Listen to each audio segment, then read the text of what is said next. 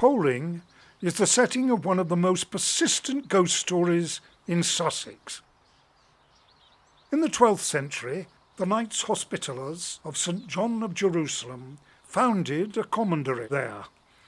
Some of the building is now incorporated into a house, known as Fireplace Farm or St. John's Priory. Legend has it that many of the knights were buried in a vault in the grounds. Several people seem to have heard the same sounds on different occasions.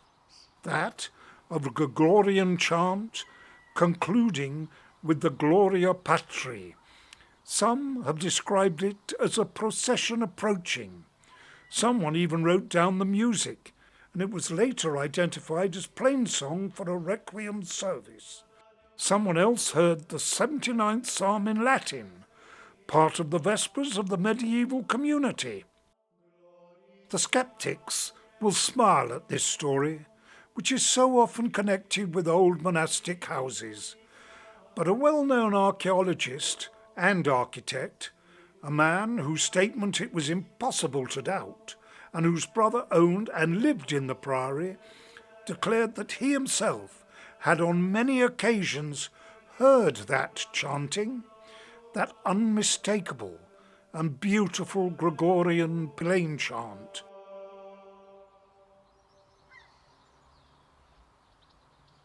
Here, people have been coming for 1,000 years.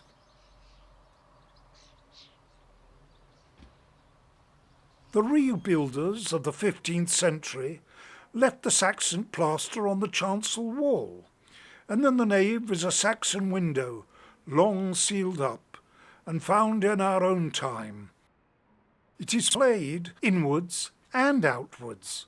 It has something more remarkable about it, for under it is an incredible bit of timber, worm-eaten and worn by time.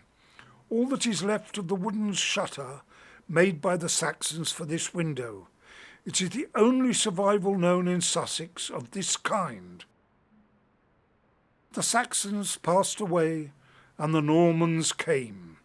They made 2 arches of chalk, which are standing still. They made the tub-shaped font, which now stands on a 15th century stem, with a cover made from the old church screen. The Normans made the piscina too. On the chancel wall is a brass of Walter Davy, the first rector, who has been for 500 years looking up at his old altar. The window, looking down on him, has a tiny fragment of black and white glass, with a delicate tracing of Paul holding the sword of his martyrdom. It is a 17th century, and a drawing of it is in the British Museum.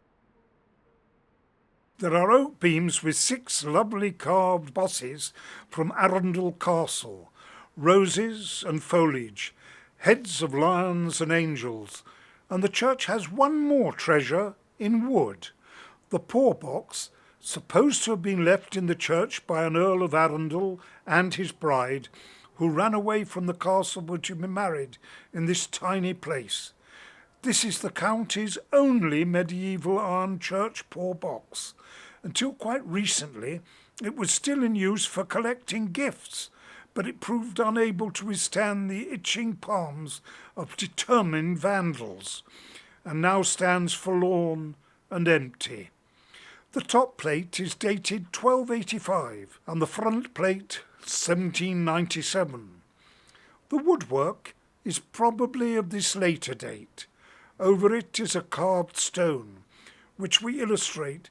Yes, we have got it right.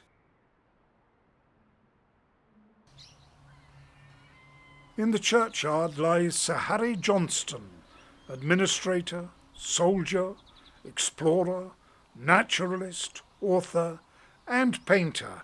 He spent much of his life in Africa, and the mysterious words on his stone refer to his public service there. They are in the language of Luganda, and this is what they mean. His faithfulness, integrity in dealing with the Baganda show that Great Britain wants all those under her protection to be free. England has sent out on her great business in the world few men more liberal-minded and humane than Sir Harry Johnston. We walk 5 minutes across the fields to what it has to show us, the little church and the charming vicarage side by side, standing alone with these two old places and the company of country folk sleeping here with the famous man among them. We feel once more how great a possession of our countryside are these lonely tributes of the unseen and the unknown. The temple, the vicarage, and the great solitude about.